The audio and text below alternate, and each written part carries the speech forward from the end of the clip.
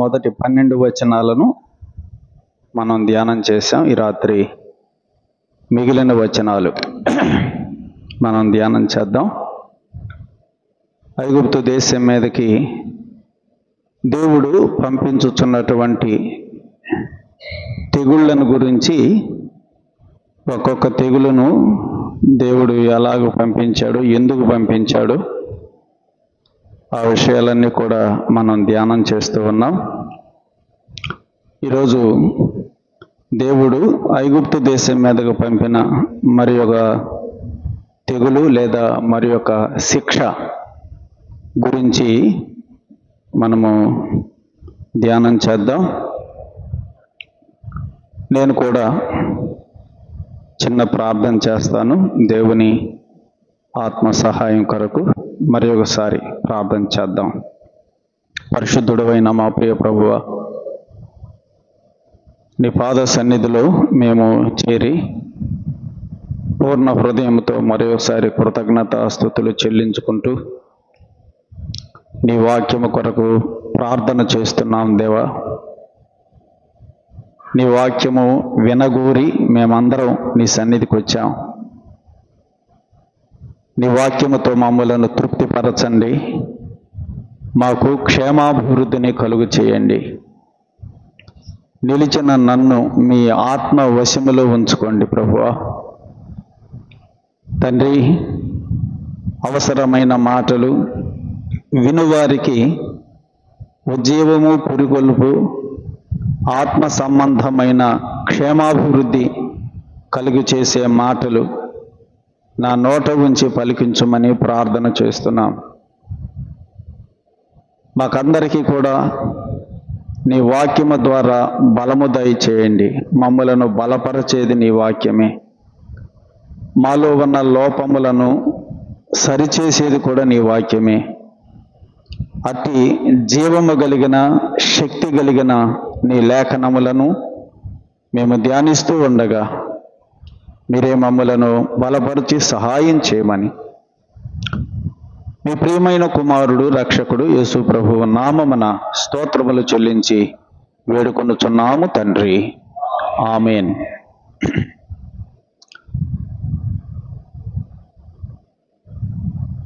దేవుడు ఇప్పటి వరకు కూడా 6 శిక్షలను ఐగుప్తు దేశం మీదకి దేవుడు పంపినట్లుగా మనం చూసాం.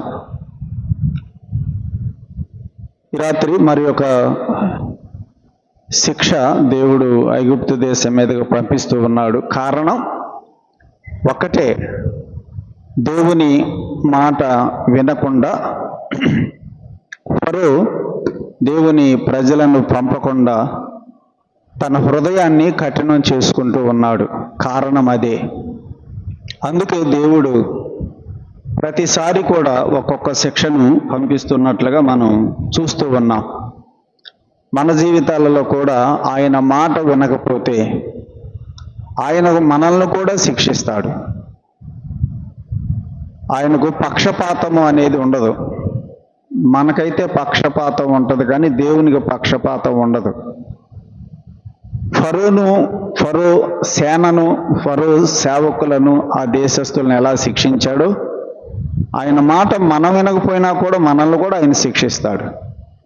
కనుక భయముతో మనము ఆయన వాక్యమునకు లోబడి జీవించటం ఎంతైనా మంచిది. ఆ విషయాలు మనం ఇప్పుడు సారిసారి కూడా తెలుసుకుంటూ ఉన్నాం. 13వ వచనం చదువుదాం, చూడండి.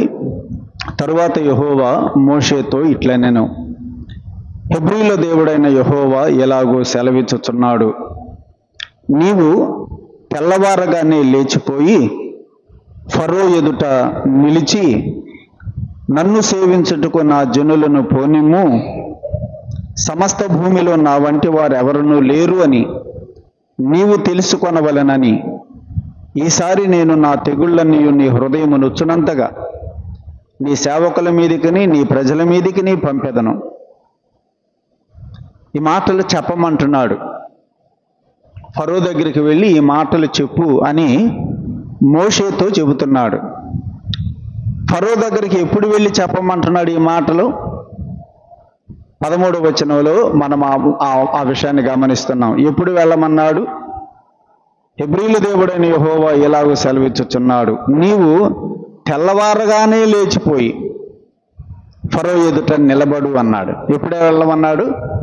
తెల్లవారగానే. తెల్లవారగానే మోషే ఎవరి పని చేయాలి? ఇప్పుడు ఎవరి పని చేయాలి? దేవుని పని ఇది కదా. దేవుడు ఒక పని అప్పగించాడు మోషేకి. ఆ పనిని ఎప్పుడు చేయమన్నాడు? తెల్లవారగానే. అలాగైతే ప్రియులారా గమనించండి, తెల్లవారగానే మనము మొట్టమొదటగా ఎవరి పని చేయాలి? దేవుని పని. అది తెల్లవారగానే నీవు వెళ్ళాలి అన్నాడు మోషేతో. నీ పనులన్నీ పూర్తి చేసుకొని స్నానం చేసి కాలకృత్యాలు తీర్చుకొని టిఫిన్ చేసి 10 గంటలకు వెళ్ళి అన్నాడా? లేదు, తెల్లవారగానే వెళ్ళాలి. కాబట్టి దేవుని పనిని మనము కూడా తెల్లవారగానే మనము చేయవలసింది దేవుని పని, దేవుని సన్నిధి. ఆ మాట మనం నిర్గమాకాండంలో 7వ అధ్యాయంలో కూడా చూడండి. 7వ అధ్యాయం 15వ వచనంలో కూడా ఏం చెప్పాడో చూడండి. 7వ అధ్యాయం 15వ వచనం, ప్రొద్దున నీవు ఫరో యొద్దకు వెళ్ళుము అన్నాడు. ఎప్పుడు వెళ్ళమన్నాడు? ప్రొద్దున వెళ్ళాలి, అంటే తెల్లవారగానే వెళ్ళాలి. 8వ అధ్యాయము 20వ వచనం చూడండి. 8వ అధ్యాయం 20వ వచనం, కాబట్టి యెహోవా మోషేతో నీవు ప్రొద్దున లేచి ఫరో ఎదుట నిలువుము అన్నాడు.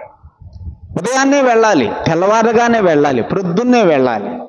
అలాగైతే నీవు నేను కూడా ప్రొద్దున్నే లేచిన తరువాత, ఉదయముననే నిద్ర లేచిన తరువాత తెల్లవారగానే దేవుని సన్నిధిని వెదికేటువంటి వారంగా మనం ఉండాలి. మోషేతో దేవుడు చెప్పాడు, నీవు తెల్లవారగానే ఫరో దగ్గరికి వెళ్ళిపోవాలి అన్నాడు. భక్తులందరూ కూడా తెల్లవారగానే, లేకపోతే నిద్ర లేకగానే వారు దేవుని సన్నిధిని వెదికేటువంటి వారుగా మనము బైబిల్లో భక్తుల యొక్క చరిత్రలు మనం చదువుతున్నప్పుడు మనకి అర్థమవుతుంది. యెహోషువ సంగతి ఉదాహరణగా ఒక మాట జ్ఞాపకం చేసుకుందాం. యెహోషువ గ్రంథం 3వ అధ్యాయంలో యెహోషువ కూడా ఎప్పుడు లేచి ఆయన దేవుని యొక్క చిత్త ప్రకారంగా కార్యాలను ప్రారంభించాడు. ఒక మాట చూడండి, యెహోషువ గురించి జ్ఞాపకం చేసుకుందాం. భక్తులందరూ అలాగే చేశారు, ఒక్క యెహోషువ కాదు. 3వ అధ్యాయం 1వ వచనం, యెహోషువ వేకువన లేచినప్పుడు, యెహోషువ వేకువని లేచాడు. లేచి ఏం చేశాడో చూడండి. అతడును ఇశ్రాయేలీలందరూ షిత్తీము నుండి బయలుదేరి యోర్దానునకు వచ్చి దానిని దాటక మునుపు అక్కడ నిలిచిరి. యోర్దాను దగ్గర నిలిచారు. ఇప్పుడు యోర్దానును దాటమన్నాడు దేవుడు. యోర్దానును దాటడానికి యోర్దాను దగ్గరకు వచ్చారు. ఎప్పుడు వచ్చారు? వేకువనే లేచి యోర్దాను దగ్గరకు వచ్చారు. భక్తులందరూ కూడా ఉదయ కాలమునని దేవుని కార్యములను వారు జరిగించినట్లుగా మనము వాక్యంలో చదువుతున్నాం. యెహోషువ జీవితంలో కూడా అవి మనకి కనిపిస్తున్నాయి. సారి మనం ఆ మాటలు చూడగలం. 6వ అధ్యాయం కూడా చూడండి. యెహోషువ గ్రంథంలోనే 6వ అధ్యాయంలో కూడా 6వ అధ్యాయం 12వ వచనం చదువుదాం. 12వ వచనం, ఉదయమున యెహోషువ లేవగా యాజకులు యెహోవా మందసమును ఎత్తుకుని మోసిరి. మందసాన్ని మోసుకుని వెళుతున్నారు. ఎప్పుడు? ఉదయమున అనే మాట ఇక్కడ మనం చదువుతున్నాం. 15వ వచనం చూడండి. 15వ వచనం, 7వ దినమున వారు ఉదయమున చీకటితోనే లేచి 7 మారులు ఆ ప్రకారముగానే పట్టణము చుట్టూ తిరిగిరి. యెరికో పట్టణం చుట్టూ 7 మారులు తిరిగారట. ఎప్పుడు? చీకటితోనే లేచి. మందసమును ఎప్పుడు మోశారు? ఉదయముననే. యోర్దాను దగ్గర ఎప్పుడు నిలబడ్డారు? వేకువనే. అలాగైతే సహోదరుడా, సహోదరి, నీవు వేకువనే నిద్ర లేస్తున్నావా? ఉదయముననే నిద్ర లేస్తున్నావా? సూర్యుడు ఉదయించక ముందే నీవు నిద్ర లేస్తున్నావా? ఏ విశ్వాసి అయితే వేకువనే నిద్ర లేవడంలో ఫెయిల్ అవుతున్నాడు, అతడు వాక్యమును అతిక్రమిస్తున్నాడు అని చెప్పక తప్పదు. వాక్యం ఏం చెబుతుంది? భక్తులు ఎప్పుడు నిద్ర లేవాలి? అసలు నిద్ర లేచే విషయంలోనే మనం ఫెయిల్ అవుతున్నామంటే ఇంకెన్ని విషయాల్లో ఫెయిల్ అవుతున్నాము? వాక్యం ఏం చెబుతుంది? దేవుని పిల్లలు ఎప్పుడు నిద్ర లేవాలి? వేకువనే లేవాలి. మరి నువ్వు దేవుని బిడ్డవై ఉండి వేకువనే నీవు నిద్ర లేవడం లేదంటే వాక్యమును నీవు అతిక్రమిస్తున్నావు, వాక్యమునకు భిన్నంగా నీవు ప్రవర్తిస్తున్నావు అని చెప్పక తప్పదు. 119వ కీర్తన 147వ వచనం. ఉన్నారా ఎవరైనా ఈ కూడికలో వేకువనే నిద్ర లేవకుండా సూర్యుడు ఉదయించిన తర్వాత నిద్ర లేచేవారు ఉన్నారా? నీతోటే ఈ రాత్రి దేవుడు మాట్లాడుతున్నాడు. గుర్తుపెట్టుకో, మార్చుకో, మారాలి. వేకువనే నిద్ర లేవాలి దేవుని పిల్లలు. 119వ కీర్తన 147వ వచనం చూడండి. 147వ వచనం. తెల్లవారక మునిపే మొర్రపెట్టి తిని అన్నాడు. ఎప్పుడు దేవునికి ప్రార్థన చేశాడట భక్తుడు? ఇంకా తెల్లవారక మునిపే అన్నాడు. 148వ వచనం చూడండి. నీవిచ్చిన వాక్యమును నేను ధ్యానించుటకు నా కన్నులు రాత్రి జాములు కాక మునిపే తెరుచుకుందును. రాత్రి జాములు ఇంకా పూర్తి కాల. రాత్రి జాములు ఎప్పుడు పూర్తయిపోతాయి? 6 గంటలైతే రాత్రి జాములన్నీ పూర్తయిపోతాయి. అంటే రాత్రి జాములు పూర్తి కాక మునిపే అంటే 6 గంటల లోపే నా కన్నులు నేను తెరుచుకుందును. ఎందుకు? నీవిచ్చిన వాక్యమును నేను ధ్యానించుటకు. మొర్ర పెట్టడానికి ఎప్పుడు లేస్తున్నాడు నిద్ర? తెల్లవారక మునిపే. వాక్యమును ధ్యానం ఎప్పుడు చేస్తున్నాడు? రాత్రి జాములు కాక మునిపే. మరి నీ సంగతి ఏంటి? దేవుడు మోషేతోటి చెప్పిన మాట, నీవు తెల్లవారగానే లేచి ఫరో ఎదుట నిలవాలి అన్నాడు.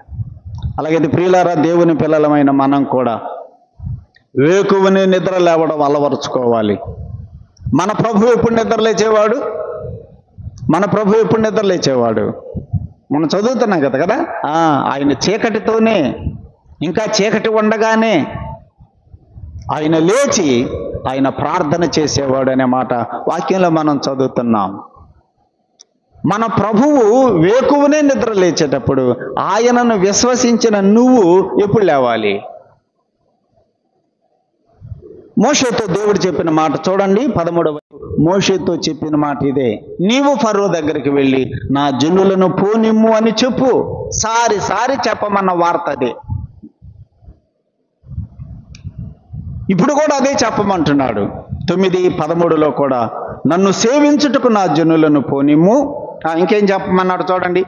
సమస్త భూమిలో నా వంటి వారు ఎవరునూ లేరని నీవు తెలుసుకొనవలెనని ఈసారి నేను నా తెగుళ్ళన్నీ నీ హృదయము నొచ్చునంతగా నీ సేవకుల మీదకని నీ ప్రజల మీదకని పంపెదను. వెళ్ళి మాట చెప్పు. ఫరో ఏం తెలుసుకోవాలని ఈ తెగుళ్ళు పంపిస్తున్నాడు దేవుడు? ఈ శిక్షలు ఎందుకు పంపిస్తున్నాడు దేవుడు? అక్కడే మనం చదువుతున్నాం. సమస్త భూమిలో నా వంటి వారు ఎవరు లేరని నీవు తెలుసుకోవాలి. ఒకసారి అన్నాడు కదా 5:2లో ఏమన్నాడు? యెహోవా ఎవడు అన్నాడు. యెహోవా ఎవడు? నేను మిమ్మల్ని, మీ మాట విని నేను మిమ్మల్ని పంపడానికి యెహోవా ఎవడు? ఆ యెహోవా ఎవరో నీకు ఇప్పుడు నేను తెలియచేస్తున్నాను కదా. సమస్త భూమిలో నా వంటి వారు ఎవరూ లేరని నీవు తెలుసుకోవాలి. యెహోవా ఎవరో నీకు అర్థం కావాలి. సమస్త భూమిలో ఈ యెహోవా లాంటి వాడు ఎవరూ లేరని నీవు తెలుసుకోవాలి. అందుకే నేను ఒక్కొక్క శిక్ష నీ మీదకు నేను పంపుతున్నా. మరి ఇప్పుడు ఇన్ని శిక్షలు వచ్చినప్పుడు అర్థమవుతుందా లేదా? ఫరోకి దేవుడు ఎవరో అర్థమవుతుంది, కానీ హృదయం కఠినం చేసుకుంటున్నాడు అంతే. ఆయన ఎటువంటి వాడు, ఎంత భీకరుడు, ఎంత పరాక్రమము కలిగిన వాడు, ఎంత రోషము కలిగిన వాడు అర్థమవుతుంది ఫరోకి. సమస్త భూమిలో నా వంటి వారు ఎవరూ లేరని నీవు తెలుసుకుని వల్లని ఈసారి నేను నా తెగుళ్ళన్నీ నీ హృదయం నొచ్చునంతగా నీ సేవకుల మీదకని నీ ప్రజల మీదకి నీ పంపెదను. భూమి మీద ఉండకుండా 15వ వచనం, భూమి మీద ఉండకుండా నీవు నశించిపోవునట్లు నేను నా చెయ్యి చాపి ఉంటేనేని నిన్నును నీ జనులను తెగులుతో కొట్టివేసి ఉందును.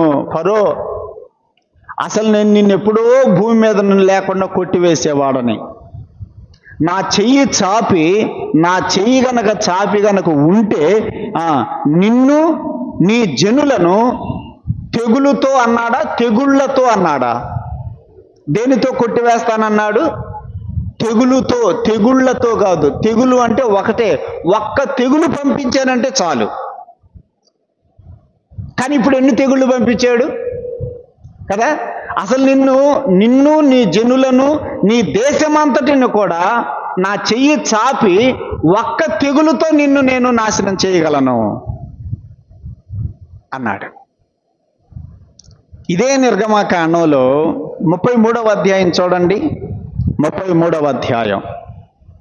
దేవుడు ఒక తెగులుతో కాదు, సమస్త ఐగుప్తు దేశాన్ని నాశనం చేయటానికి ఒక్క తెగులు కాదు, అసలు ఒక్క క్షణం చాలు అన్నాడు అక్కడ. చూడండి 33వ అధ్యాయం 5వ వచనం. యెహోవా మోషేతో ఇట్లనెను, నీవు ఇశ్రాయేలీలతో మీరు లోబడనొల్లని ప్రజలు, ఒక్క క్షణము మాత్రము నేను మీ నడుమకు వచ్చితేనా మిమ్మును నిర్మూలము చేసేదను అన్నాడు. మిమ్మల్ని నిర్మూలన చేయాలంటే నాకెంత టైం చాలు? ఎంత టైం చాలు అన్నాడు? ఒక్క క్షణం చాలు. ఫరోతో చెబుతున్నాడు, ఒక్క తెగులుతో అన్నాడు. కాదు, తెగులు కూడా కాదు, ఒక్క క్షణం చాలు అన్నాడు. సంఖ్యాకాండం కూడా చూడండి, దేవుడు నిర్మూలన చేయాలంటే ఒక్క క్షణం, ఇంకంతే. సంఖ్యాకాండం 16వ అధ్యాయం 19వ వచనం చదువుదాం. 19వ వచనం. కోరహు ప్రత్యక్షపు గుడారము యొక్క ద్వారమునొద్దకు సర్వ సమాజమును వారికి విరోధముగా పోగు చేయగా యెహోవా మహిమ సర్వ సమాజమునకు కనపడను. అప్పుడు యెహోవా, మీరు ఈ సమాజములో నుండి అవతలకు వెళ్ళండి, క్షణములో నేను వారిని కాల్చివేయుదును అని మోషే అహరోనులతో చెప్పాను. వాళ్ళందరినీ కాల్చివేయడానికి నాకెంత టైం సరిపోయింది? క్షణం అన్నాడు, అంతే, ఒక్క క్షణం. ఇశ్రాయేలీయుల్ని నిర్మూలన చేయడానికి నాకెంత టైం చాలు? ఒక్క క్షణం. సంఖ్యాకాండం అదే 16వ అధ్యాయం 44వ వచనం కూడా చూడండి. 44వ వచనం. మీరు ఈ సమాజము మధ్య నుండి తొలగిపోండి, క్షణములో నేను వారిని నశింపచేయుదును అని మోషేకు సెలవిచ్చానని చదువుతున్నాం. ఎంతసేపట్లో నశింపజేస్తాడట? క్షణం. సోదరుడా, సోదరి, దేవుడికి క్షణం చాలు. ఈ ప్రపంచాన్ని నిర్మూలన చేయడానికి ఒక్క క్షణం చాలు. కానీ దేవుడు ఎంత దీర్ఘశాంతం గలవాడో, ఎంత ప్రేమ గలవాడో ఆలోచన చేయండి. ఒక్క తెగులు చాలు ప్రపంచమంతటిని నిర్మూలన చేయడానికి. ఒక్క తెగులు చాలు కదా. ఇటీవల కరోనా వచ్చింది 2-3 సంవత్సరాల క్రితం. యావత్తు ప్రపంచమంతా కూడా వణికిపోయింది. ఒక్క తెగులు పంపించాడంతే, కరోనాను పంపించాడు. యావత్తు ప్రపంచం గజగజలాడిపోయింది. దేవుడు నాశనం చెయ్యాలనుకుంటే ఆయనకు క్షణం చాలు. ఇక్కడ ఫరోతో కూడా ఆ మాటే చెబుతున్నాడు 15వ వచనములో. భూమి మీద ఉండకుండా నీవు నశించిపోవునట్లుగా నేను నా చెయ్యి చాపి ఉంటేనేని నిన్నును నీ జనులను తెగులుతో కొట్టివేసి ఉందును. కానీ ఎందుకు కొట్టేయలేదు అర్థం చేసుకో. అది దాని అర్థం. ఒక్క తెగులుతో నేను నిన్ను కొట్టివేసి ఉండేవాడను, అయినా నేను ఎందుకు కొట్టివేయడం లేదు? నా ప్రేమను గ్రహించాలి. ఎంత సమయం ఫరోకు దేవుడిచ్చాడో చూడండి, ఎంత అవకాశం ఫరోకు దేవుడిచ్చాడో చూడండి. నాశనం చేయటల్లా దేవుడు. 16వ వచనం చూడండి. నా బలమును నీకు చూపినట్లును భూలోకమందంతటా నా నామమును ప్రచురము చేయునట్లును ఇందుకే నేను నిన్ను నియమించి తిని అన్నాడు. ఫరోను దేవుడు ఎందుకు నియమించాడట? నా బలమేంటో చూపించడానికే నేను నిన్ను సింహాసనం మీద కూర్చోబెట్టా. నా బలమేంటో నీకు చూపడానికి, భూలోకమందంతటా నా నామమును ప్రచురము చేయడానికి ఇందుకే నేను నిన్ను నియమించి తిని. ఇక్కడ ఒక మాట నేను జ్ఞాపకం చేస్తున్నాను. ఐగుప్తు దేశం అంతటి మీదకి ఫరోను రాజుగా ఎవరు నియమించారు? దేవుడే. దేవుడే. ఏ అధికారమైనా కూడా అది దేవుని చేతనే నియమింపబడుతుంది. ఒక వ్యక్తిని నియమించేవాడు దేవుడే. మనము మోషే సంగతి కూడా చదివాం కదా. మోషే సంగతి చూడండి. 7వ అధ్యాయం 1వ వచనములో మోషేను కూడా ఫరోకు ఏ విధంగా ఉండటానికి నియమించాడో మనం అక్కడ చదువుతున్నాం. 7వ అధ్యాయం 1వ వచనం. యెహోవా మోషేతో ఇట్లా నేను ఇదిగో నిన్ను ఫరోకు దేవునిగా నియమించి తిని అన్నాడు. మోషేని దేవుడు ఎలా నియమించాడట? ఫరోకు దేవునిగా నియమించాడట. ఐగుప్తు దేశం మీద ఫరోను ఎందుకు దేవుడు నియమించాడట? నా బలము చూపించడానికి, నా నామమును ప్రచురం చేయడానికి నేను నిన్ను నియమించి తిని అన్నాడు. నియమించేవాడు దేవుడే. యేసు ప్రభువుని గురించి కూడా ఒక మాట చదువుదాం. అపోస్తులుల కార్యముల గ్రంథం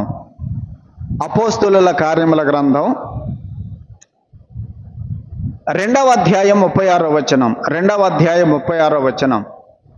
మీరు సిలువ వేసిన ఈ యేసునే దేవుడు ప్రభువుగాను క్రీస్తుగాను నియమించను. యేసు ప్రభువుని నియమించింది కూడా ఎవరు? యేసు క్రీస్తుని కూడా ప్రభువుగా క్రీస్తుగా ఆయనను నియమించింది ఎవరు? తండ్రి అయిన దేవుడే నియమించాడు. ఫరోను నియమించింది దేవుడే. మోషేను నియమించింది దేవుడే. యేసుక్రీస్తుని ప్రభువుగా నియమించింది దేవుడే. అపోస్తుల కార్యముల గ్రంథం 10:42 చూడండి. అపోస్తుల కార్యముల గ్రంథం 10వ అధ్యాయము 42వ వచనం. ఇదియోగాక దేవుడు సజీవులకును మృతులకును న్యాయాధిపతిగా నియమించిన వాడు ఈయనే అన్నాడు. యేసుక్రీస్తుని దేవుడు ఎలా నియమించాడట? న్యాయాధిపతిగా నియమించాడు, ప్రభువుగా నియమించాడు. ఇంకొక మాట చూడండి. 17వ అధ్యాయం అపోస్తుల కార్యముల గ్రంథం 17వ అధ్యాయం 31వ వచనం. తాను నియమించిన మనుషుల చేత, విన్నారా? యేసు ప్రభువుని నియమించింది దేవుడే. ఆ మనుషుడు యేసు ప్రభువే. ఏమన్నాడు ఇక్కడ? తాను నియమించిన మనుషుని చేత నీతిని అనుసరించి భూలోకమునకు తీర్పు తీర్చబోయేది ఒక దినమును నిర్ణయించి ఉన్నాడు. యేసుక్రీస్తుని భూలోకానికి తీర్పు తీర్చడానికి ఆయనను నియమించాడు. ప్రభువుగా నియమించాడు, క్రీస్తుగా నియమించాడు, న్యాయాధిపతిగా నియమించాడు, రక్షకునిగా నియమించాడు.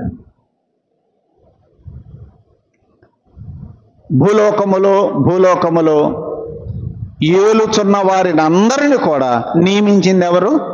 దేవుడే. సంఘములో పెద్దలను నియమించేదెవరు? ప్రభువే. సేవకులను నియమించేదెవరు? ప్రభువే. నియమించేవాడు దేవుడే అనే విషయాన్ని మనము గుర్తుపెట్టుకోవాలి. నియమించేవాడు ఆయనే. కొన్నిసార్లు కొంతమంది ఆయాసపడతారు ఎదుటి వారి మీద. నన్ను పట్టించుకోవటం లేదు అని కొన్నిసార్లు కొంతమంది ఆయాసపడుతూ ఉంటారు. నిన్నెవరు పట్టించుకోవాలి? నిన్నెవరు నియమించాలి? ఎవరు చెప్పండి? దేవుడే అనే మాట మనం ఎక్కడ చూస్తున్నాం. ఆయన నియమించాలి, ఇంకంతే. ఆయన నియమించాలి అనుకున్నప్పుడు నిన్ను ఎవరు ఆపలేరు, నిన్ను ఎవరు అడ్డుకోలేరు. ఇది వాస్తవం. దేవుడు నిన్ను నియమించాలి అని అనుకుంటే నిన్ను ఎవరో కూడా అనగదొక్కలేరు. కాబట్టి మనం ఎవరి మీద ఏ కష్టం పడాల్సిన అవసరం లేదు. ఆయన చిత్తం కాదేమో అని అనుకోవటం అంతే. మనలను నియమించేవాడు దేవుడే. ఫరోతో చెప్పాడు, నేను నిన్ను నియమించాను. ఎందుకు నియమించాడు? నా బలమును చూపించడానికి, భూలోకమందంతటా నా నామమును ప్రచురము చేయడానికి. 17వ వచనం చూడండి. నీవు ఇంకా నా ప్రజలను పోనీయ నొల్లక వారి మీద అతిశయపడుచున్నావు. ఫరోలో ఏముందంట? ఫరోలో అతిశయము ఉన్నది, ఫరోలో గర్వము ఉన్నది. 9వ వచనం చూడండి. 8వ అధ్యాయం 9వ వచనం. 8వ అధ్యాయం 9వ వచనం. అందుకు మోషే, నన్ను గెలిచినట్టుగా నీవు అతిశయింపవచ్చును అన్నాడు.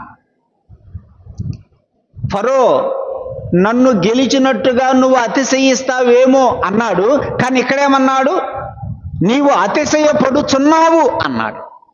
అలాగైతే ఫరోలో అతిశయము ఉన్నది, గర్వము ఉన్నది, అహంకారము ఉన్నది ఫరోలో.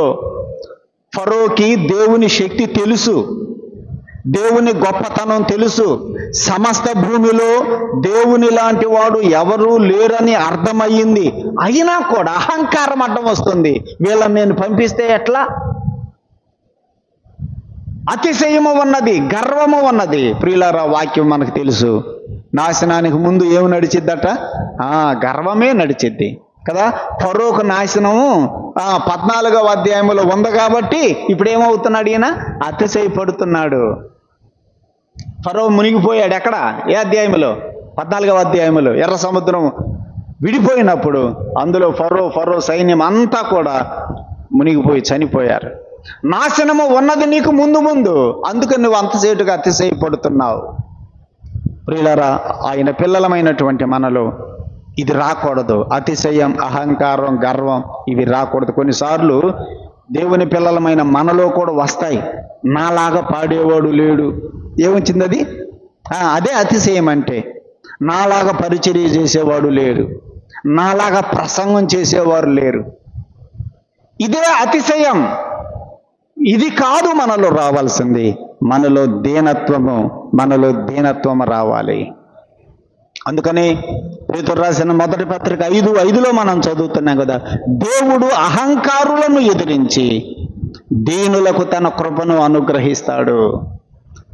అహంకారులను ఎదిరిస్తాడు, దీనత్వము కలిగిన వారికి దేవుడు తన కృపను చూపిస్తాడు. అందుకని అక్కడే అంటాడు, ఆయన బలిష్టమైన చేతి క్రింద మీరు దీన మనస్కులై ఉండండి అంటాడు. ఆయన పిల్లలమైనటువంటి మనం దీనులంగా, తగ్గింపు కలిగిన వారంగా జీవించాలి. అహంకారం, అతిశయం మనలో రాకూడదు. నేను ఎందుకు తగ్గాలి? అదే అతిశయం అంటే. నేనే తగ్గుతా అనుకోవటం దీనత్వం. అర్థమైందా? దీనత్వం అంటే మనలను మనమే తగ్గించుకోవడమే దీనత్వం. నెబుకద్నెజరు అహంకారంతో ఉన్నాడు, గడ్డి మేయించాడు కదా, మనకు తెలుసు. కాబట్టి దేవుడికి అహంకారం అంటే ఇష్టం ఉండదు. ఇక్కడ మోషే ఫరో గురించి చెబుతున్నాడు, నీవు అతిశయపడుతున్నావు. 18వ వచనం. ఇదిగో రేపు ఈ వేళకు నేను మిక్కిలి బాధాకరమైన వడగండ్లను కురిపించదను. ఐగుప్తు రాజ్యము స్థాపించిన దినము మొదలుకొని ఇది వరకు అందులో అట్టి వడగండ్లు పడలేదు. అటువంటి వడగండ్లు ఇంతవరకు పడలేదు. ఐగుప్తు రాజ్యము స్థాపించిన నాట నుండి, ఐగుప్తు దేశము పుట్టిన నాట నుండి ఇంతవరకు అటువంటి వడగండ్లు పడలేదు. ఆ వడగండ్లు కురిపిస్తానంటున్నాడు దేవుడు. వడగండ్లను కురిపిస్తున్నాడట. చూడండి, దేవుడి దగ్గర అన్నీ ఉన్నాయి. ఆయన ఏదైనా పంపగలడు. ఈగలు ఉన్నాయి, ఈగలు విస్తారంగా ఉన్నాయి. అనుమతి ఇచ్చాడంటే ఈగలు వచ్చేస్తాయి. దద్దుర్లు పంపడానికి తెగులుంది కదా, పేలున్నాయి. ఇప్పుడు దేవుడు ఆకాశంలో నుంచి వడగండ్లను కురిపించబోతున్నాడు. ప్రకటన గ్రంథంలో కూడా మనం చదివితే 7 ఏళ్ల శ్రమల కాలంలో కూడా దేవుడు వడగండ్లను కురిపిస్తాడని అక్కడ ఉంది. ఆ వడగండ్లు ఎలా ఉంటాయో చూడండి, ఒకసారి చదువుదాం. ప్రకటన గ్రంథం 7 ఏళ్ల శ్రమల కాలంలో కూడా ఐగుప్తు దేశంలో కురిపించినట్టుగా వడగండ్లను కురిపించబోతున్నాడు. కానీ ప్రకటన గ్రంథం 7 ఏళ్ల శ్రమల కాలములో ఆయన కురిపించేటి వడగండ్ల యొక్క ప్రత్యేకత గమనించండి. 8వ అధ్యాయం 7వ వచనం చదువుదాం. మొదటి దూత బూర ఊదినప్పుడు రక్తముతో మిళితమైన వడగండ్లు అన్నాడు. ఏ వడగండ్లు కురిపించాడు? రేపు కురిపిస్తాడు. 7 ఏళ్ల శ్రమల కాలంలో భూమి మీద దేవుడు వడగండ్లు కురిపించబోతున్నాడు. ఎటువంటి వడగండ్లటవి? ఇప్పుడు పడే వడగండ్లు పడుతుంటే వడగండ్లతో పాటు ఏం పడతాయి? వర్షం పడిద్ది కదా. ఇప్పుడు ఆకాశంలో నుంచి వడగండ్లు పడేటప్పుడు వర్షం పడిద్ది. వర్షముతో మిళితమైన వడగండ్లు పడతాయి ఇప్పుడు. కానీ రేపు 7 ఏళ్ల శ్రమల కాలంలో ఎటువంటి వడగండ్లు పడతాయి? రక్తముతో మిళితమైన వడగండ్లు. ఎంత భయంకరమో చూడండి. ఆకాశంలో నుంచి వర్షం కాదు పడేది, రక్తం పడుతూ ఉంటుంది. ఆ రక్తముతో పాటు వడగండ్లు కూడా పడుతూ ఉంటాయట. ఎంత భయంకరమైన పరిస్థితి రేపు చూడండి. దేవుడు ఆకాశంలో నుంచి వడగండ్లను కురిపించబోతున్నాడు. ఆ వడగండ్ల యొక్క బరువు సంగతి చదువుదాం. ప్రకటన గ్రంథంలోనే, ప్రకటన గ్రంథం 16వ అధ్యాయం చూడండి. 16వ అధ్యాయం 21వ వచనం. రేపు దేవుడు ఆ శ్రమల కాలములో ఆయన కురిపించేటువంటి వడగండ్లు ఎంత బరువుగా ఉంటాయో కూడా వ్రాయబడింది.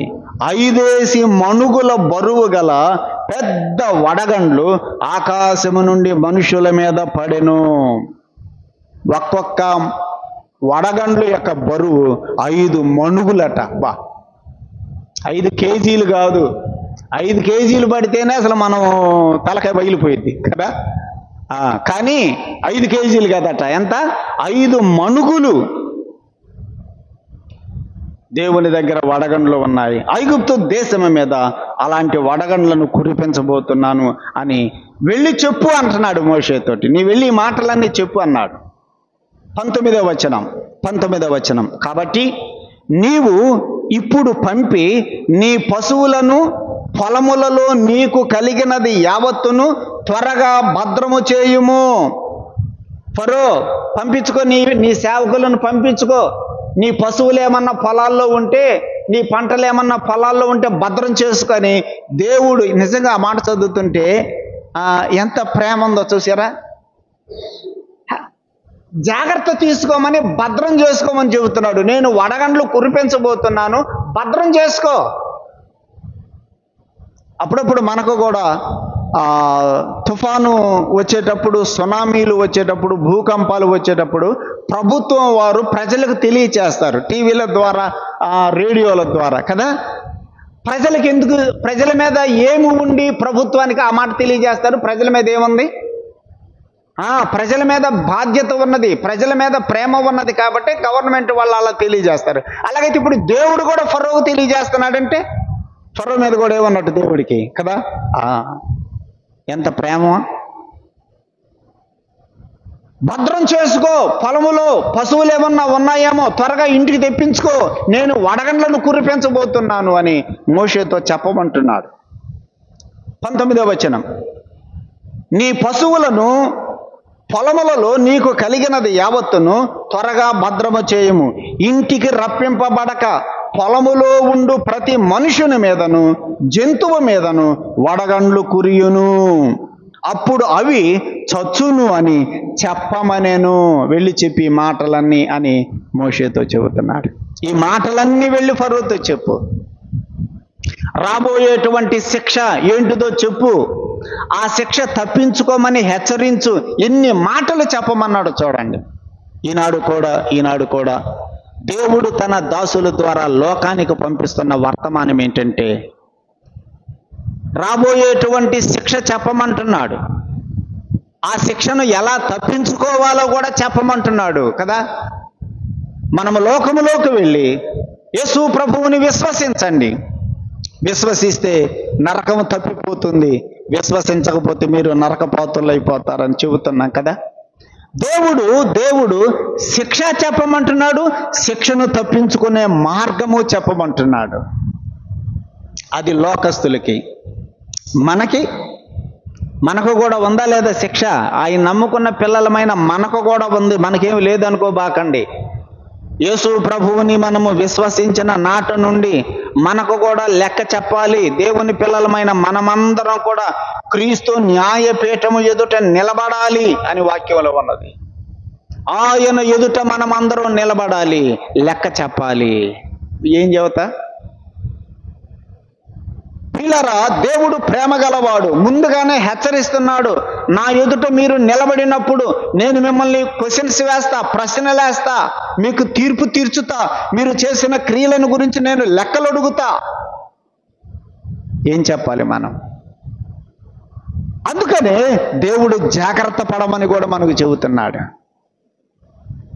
కాబట్టి ప్రియులరా, దేవుడు మోషే ద్వారా ఫరోతో చెబుతున్నాడు, నేను వడగండ్లను కురిపించబోతున్నాను. ఆ వడగండ్ల వలన అందరూ కూడా చనిపోతారు, జంతువులు చనిపోతాయి. కాబట్టి ఆ పరిస్థితి మీకు రాకముందే వాటిని భద్రం చేసుకో అని చెబుతున్నాడు. భద్రం చేసుకో. మనం కూడా భద్రం చేసుకోవాలి. కళ్ళు భద్రం చేసుకో, నోరు భద్రం చేసుకో. మనం కూడా భద్రం చేసుకుంటే రాబోయేటువంటి ఆ తీర్పు తప్పించుకోగలం. నీ మనసును భద్రం చేసుకో, నీ హృదయమును కాపాడుకో, భద్రం చేసుకో. దేవుని పిల్లలు ఈనాడు భద్రం చేసుకోవటల్లా. యేసుప్రభువుని నమ్ముకున్నాం కదా, పరలోకం చేరతాం కదా అని ఇలా అనుకుంటున్నారే తప్ప, రేపు దేవుడు నాకు తీర్చుతాడు, నా క్రియలకు రేపు దేవుడు తీర్పు తీర్చబోతున్నాడు అనేటువంటి ఆలోచన చాలా మంది విశ్వాసులకు లేకుండా పోతుంది. ఈ ఆలోచన కనుక మనకు వస్తే మనం భద్రం చేసుకుంటాం. భద్రం చేసుకోమని చెబుతున్నాడు.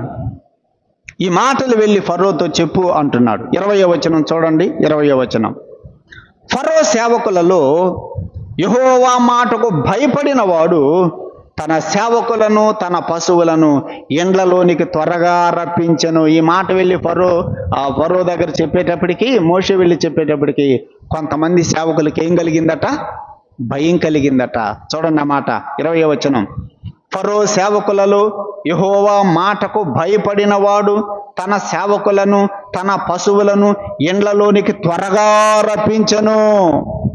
వాళ్ళు జాగ్రత్త చేసుకున్నారు, పశువులను జాగ్రత్త చేసుకున్నారు, వాళ్ళకు సంబంధించిన మనుషులను జాగ్రత్త చేసుకున్నారు, అందరిని త్వరగా ఇంట్లోకి తెచ్చుకున్నారు.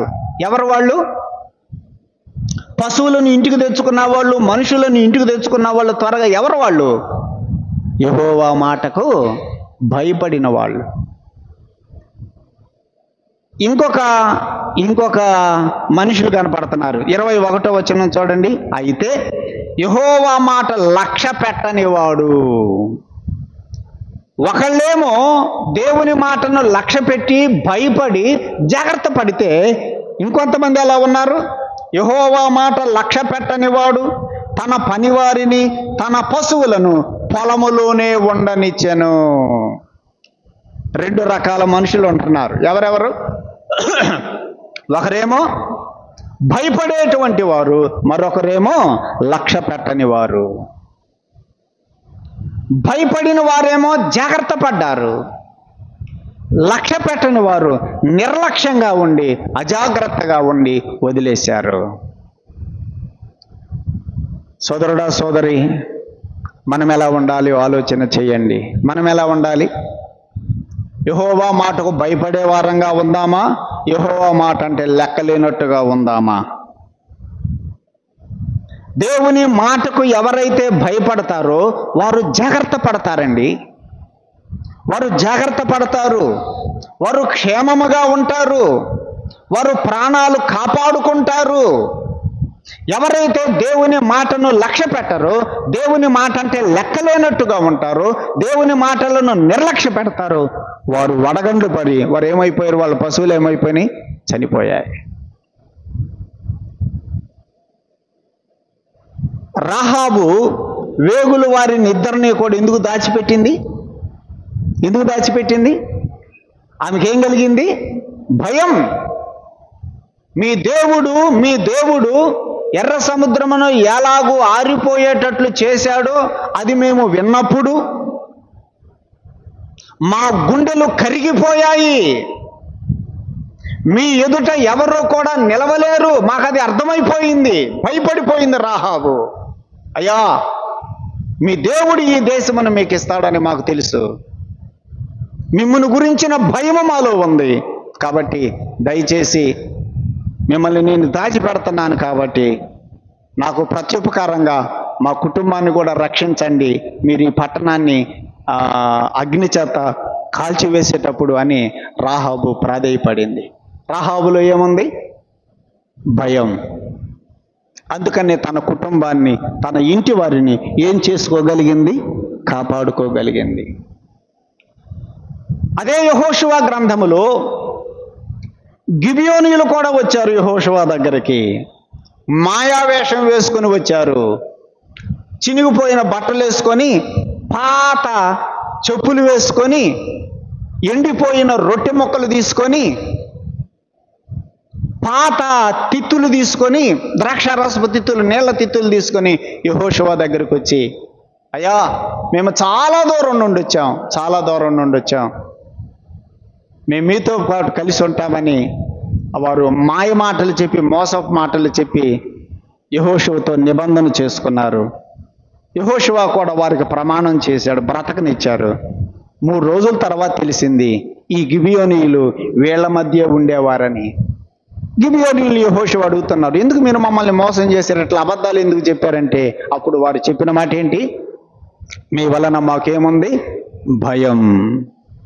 భయపడ్డారు గిబియోనీయులు కూడా. రాహాబు భయపడింది, గిబియోనీయులు భయపడ్డారు. ఎవరైతే భయపడ్డారో వారు తమ ప్రాణాలను కాపాడుకోగలిగారు. ఈ రాత్రి నేను కూడా జ్ఞాపకం చేసేది ఏంటంటే, మనం కూడా భయపడాలి. దేవుని మాటకి, దేవుని వాక్యానికి భయపడాలి. ఈనాడు విశ్వాసులకు భయం లేకుండా పోతుంది. అయ్యో నేను ఇలా చేస్తుంటే రేపు దేవుడు నేను చేసే ఈ పనులకు నన్ను దేవుడు లెక్కలు అడుగుతాడేమో, ఆ భయము ఉంటే మనం అసలు అట్లా ప్రవర్తిస్తామా, ఆ పనులు చేస్తామా?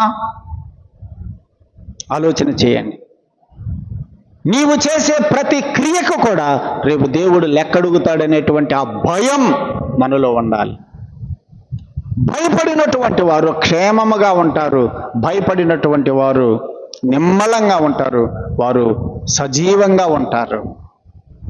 ఎవరైతే దేవుని మాట అంటే లెక్క లేకుండా నిర్లక్ష్యంగా ఉంటారో వారు శిక్షించబడక మానరు. మత్తయి సువార్త 22వ అధ్యాయం 5వ వచనం చూడండి.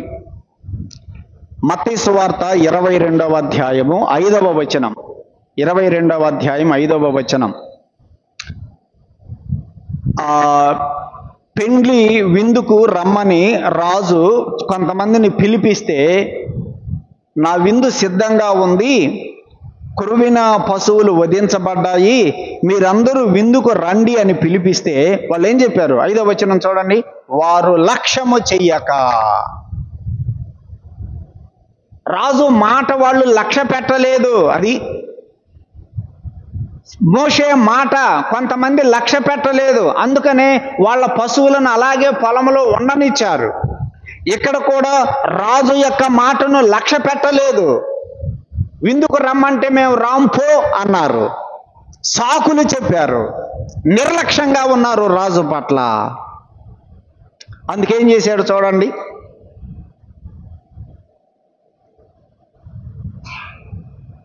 7వ వచనం. కాబట్టి రాజు కోపపడి తన దండ్లను పంపి ఆ నరహంతకులను సంహరించి వారి పట్టణమును తగలబెట్టించెను.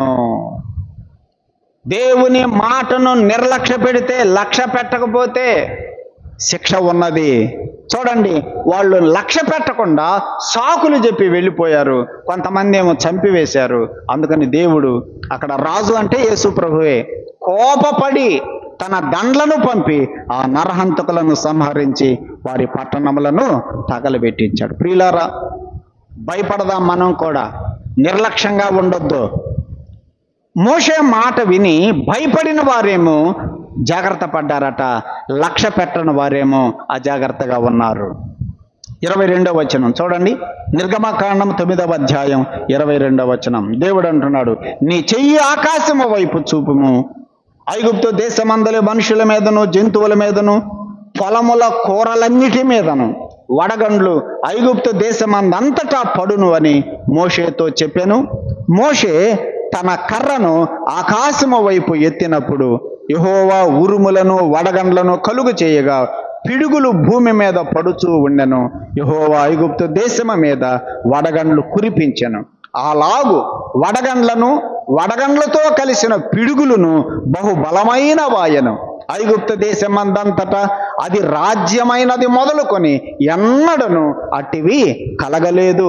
ఆ వడగండ్లు ఐగుప్తు దేశమందంతటా మనుషులనేమి జంతువులనేమి బయట ఉన్నది యావత్తును నశింపచేసెను.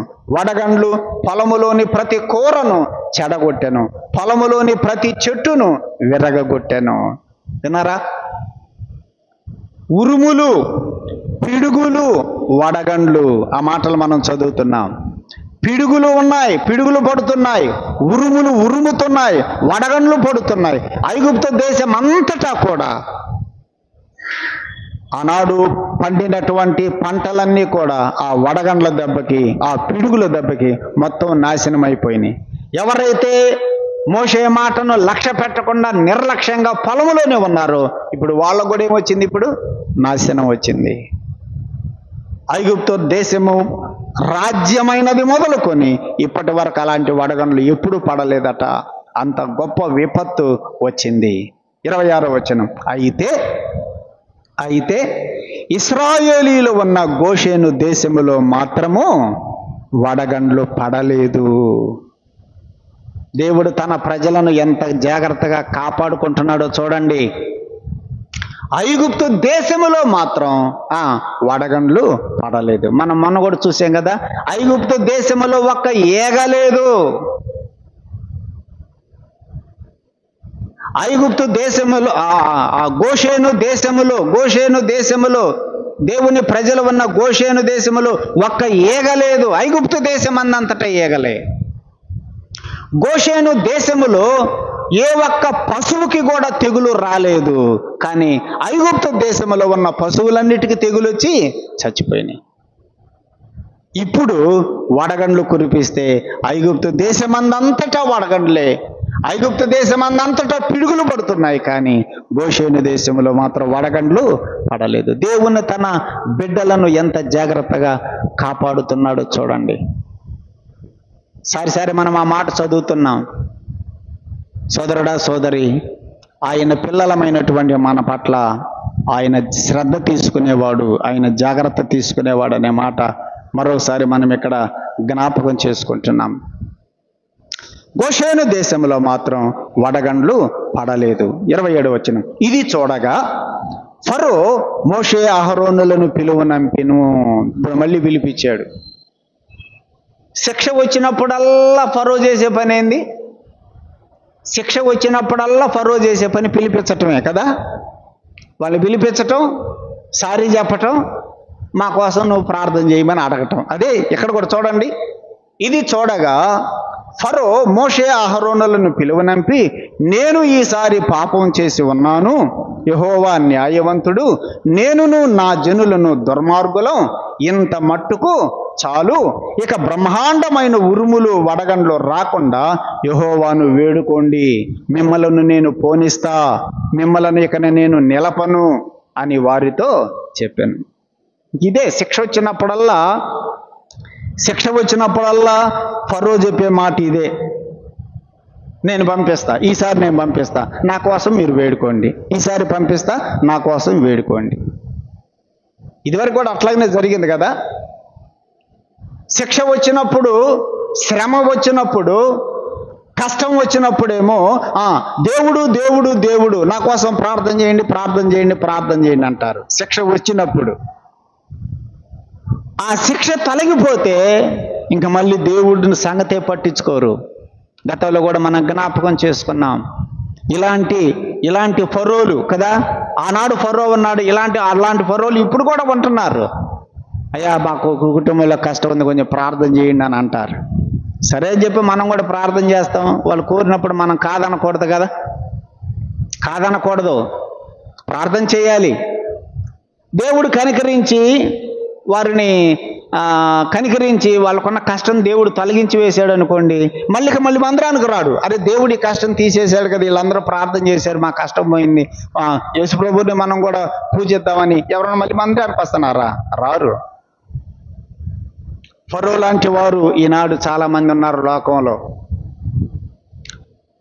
చూడండి, నేను ఇక మిమ్మల్ని నిలపను, నేను మిమ్మల్ని పంపిస్తాను అని ఫరో అంటున్నాడు. 29వ వచనం, మోషే అతనిని చూచి, నేను ఈ పట్టణము నుండి బయలు వెళ్ళగానే నా చేతులు యెహోవా వైపు ఎత్తెదను, ఈ ఉరుములు మానును, ఈ వడగండ్లు ఇక మీదట పడవు, అందువలన భూమి యెహోవాది అని నీకు తెలియబడుతుంది. అయినను నీవు నీ సేవకులు ఇకను దేవుడైన యెహోవాకు భయపడరు అని నాకు తెలిసి ఉన్నది. నాకు తెలిసయ్యా నీ సంగతి. ఇప్పటికి ఎన్నిసార్లు నువ్వు ఆ మాట అన్నావు? ఏ మాట? పంపిస్తా పంపిస్తా పంపిస్తా, నా కోసం వేడుకు అనే మాట ఎన్నిసార్లు అన్నావు? ఇప్పుడు కూడా అట్లాగే అంటున్నావు. నువ్వు భయపడవని నాకు తెలుసు అంటున్నాడు కదా. నువ్వు భయపడవని నాకు తెలుసు.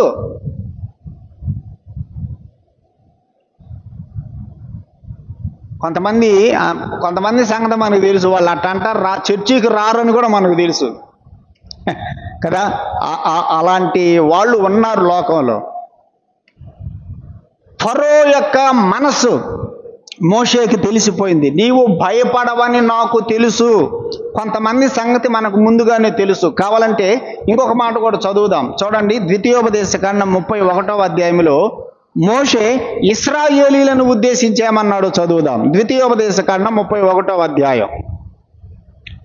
ద్వితీయోపదేశకాండం 31వ అధ్యాయంలో ఇశ్రాయేలీలను ఉద్దేశించి మోషే పలికిన మాట చూడండి. 29వ వచనం, నేను మరణమైన